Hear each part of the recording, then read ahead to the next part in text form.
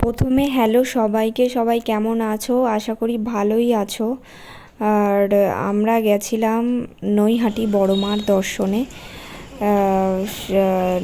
কথিত আছে বড় মা না ডাকলে কেউ যেতে পারে না। তো যাই হোক, অনেক দিন থেকে ইচ্ছা ছিল যাওয়ার, তো গেলাম নৈহাটিতে। আমরা গেছিলাম শিয়ালদা নৈহাটি ধরে। তো 1 নম্বর 2 নম্বর প্ল্যাটফর্মে দিয়েছিল ওটা, তারপরে থেকে 1 নম্বর প্ল্যাটফর্মে এসে, তো ওখান থেকে তোমরা 1 নম্বর প্ল্যাটফর্ম দিয়ে নেমে এই যে সাইডেই দেখতে পাচ্ছ যে টোটো অটো দাঁড়িয়ে আছে।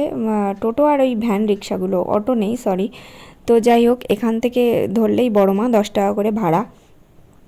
তোমরা চাইলে হেঁটেও যেতে পারো। এইখান থেকেই সোজা এগিয়ে যাবে, মানে ডান দিক বরাবর ঢুকেই ডান দিক, বাঁ দিকে যাবে, তারপরে ডান দিক, বাঁ দিকে গিয়েই দেখবে টিকিট কাউন্টার, 1 নম্বর প্ল্যাটফর্মের টিকিট কাউন্টার। কিংবা তোমরা প্ল্যাটফর্ম দিয়ে হেঁটে গিয়েও টিকিট কাউন্টারের সামনে দিয়ে নেমে যেতে পারো। নেমে গিয়ে একটুখানি 2 সেকেন্ড হেঁটে গেলেই উল্টো দিকে একটা রাস্তা আছে, মানে ডান দিকের রাস্তা দিয়ে 1.5 মিনিট হেঁটে গেলেই বড় মায়ের মন্দির পেয়ে যাবে।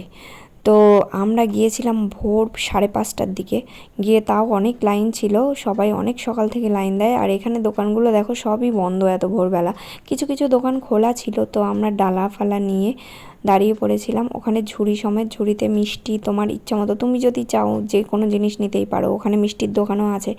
এবার তোমরা ইচ্ছে করলে বাড়ি থেকেও, মানে নিজের মনের মতো গুছিয়েও নিয়ে যেতে পারো, যা যা তোমার ইচ্ছা আর কি, বড় মাকে দেওয়ার বা মায়ের পায়ে সমর্পণ করার জন্যে যা তোমার ইচ্ছা তুমি সেগুলোও নিয়ে যেতে পারো। তারপরে আমরা এসেছিলাম গঙ্গার ঘাটে। এসে দেখো গঙ্গার ঘাটে সবাই চান টান করছিল। আমরা অবশ্য ভিডিওটা মানে গঙ্গার ঘাটে গিয়ে করতে পারিনি। তো যাই হোক, পুজোটা দেবো ভেবেছিলাম তারপরে। তো ওখানে থেকে গঙ্গা জল টল মাথায় দিয়ে তারপরে এবার ফেরিঘাটের উল্টো সাইডে একটা রাস্তা আছে। তো ওখানে গ্যারেজ ফ্যারেজ সব আছে, তোমরা চাইলে গ্যারেজও করতে পারো কেউ যদি বাইকে আসতে চাও। আর যদি কেউ ট্রেনে আসো তাহলে শিয়ালদা লোকাল, শিয়ালদা থেকে নৈহাটি, বা ওখান থেকে শিয়ালদা থেকে তোমরা রানাঘাট, গেদে, কৃষ্ণনগর, শান্তিপুর, যে কোনো নৈহাটি লোকাল ধরেও আসতে পারো। যে কোনো লোকাল ধরে তোমরা আসতে পারবে। আর যারা হাসনাবাদ বা বনগা থেকে দমদম, তারপরে দমদম থেকে ওই ট্রেনটা, তারপরে হাসনাবাদ লোকাল হলেও সেম, হাসনাবাদ থেকে দমদম, তারপরে ওইখানে নৈহাটি।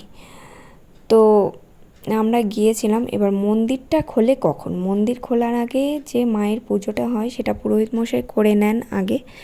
করার পরে মন্দিরটা খোলে। মন্দিরটা এক্স্যাক্ট 7টার সময় খুলেছে। আর এইটা দেখো, এই যে হচ্ছে বড় মার এক্স্যাক্ট মন্দির। ধর্ম হোক যার যার, বড় মা সবার। এই যে ডিসপ্লে বোর্ডটা আছে, এই বোর্ডে সব কিছু লেখা ওঠে। তো এখন বন্ধ এত ভোরবেলা। আর এখানে পুলিশের সিকিউরিটি প্রচুর ভালো, আর এদের সিস্টেমটা খুবই ভালো।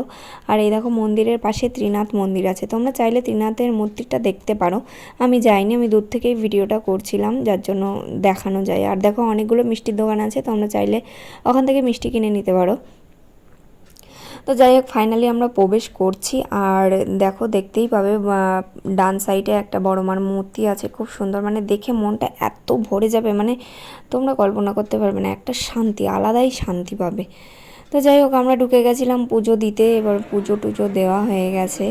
তো পুরোহিত মশাই এখন সবাইকে বলছিলেন যে ডালাগুলো হাতে রাখতে। ওখানে হাতেই রাখতে হবে সবাই, ওখানে সামনেই আর কি, সবাইকে সামনেই লাইন বরাবর নিয়ে যায়। আর আমরা গেছিলাম, দেখো সকালে প্রথম পুজোটা দিয়েছিলাম 7:18 বাজে, ডিসপ্লে বোর্ডে দেখতেই পেলে।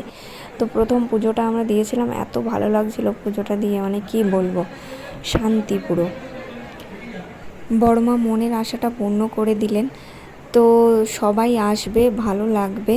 আর একটা লাইক করে দিও। আমি টিকিট কাউন্টারটা অ্যারো চিহ্ন দিয়ে দেখিয়ে দিলাম, তোমাদের ভালো লাগলে একটা শেয়ার করে দিও।